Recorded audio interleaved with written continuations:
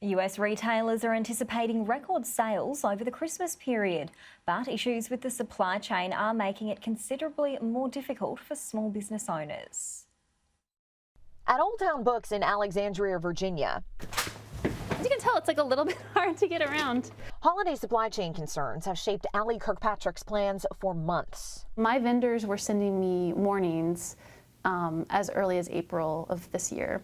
Like other small business owners who weathered the depths of the COVID-19 economy, she is bracing for how a blockbuster holiday sales outlook will collide with inflation, labor shortages, and goods moving slower to shelves. I pull the laptop out after the kids are in bed, after bath time and stuff, and I think every small business owner does.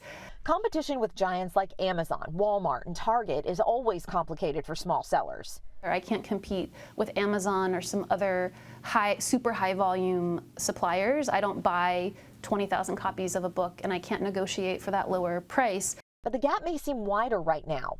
Major retailers ramped up e-commerce and soared to record pandemic profits and are spending big to charter ships, hire personnel, and circumvent supply chain bottlenecks in a way Yinny Baby owner Soyini George cannot. After 7 years of crafting and selling, George had barely opened this retail store in Washington, D.C. in 2020. Literally 2 weeks later, I had to shut down because of COVID. So yeah, it was a very strange beginning. George sells a mix of handmade children's accessories adorned with her illustrations, as well as toys and books. There's some things I cannot reorder that they're out of stock on. Working largely alone with help from her daughter, she bought what she could early.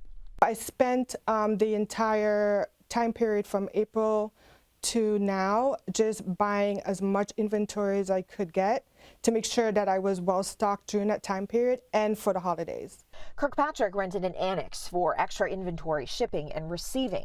Stress on staff is another worry should delays mount or items run short. I'm just hoping that we are going to communicate that well enough and that our customer knows that, it's not necessarily us dropping the ball, that it's just kind of the situation we're in. Since they lean on the small, personal experience as something the big retailers can't buy or sell.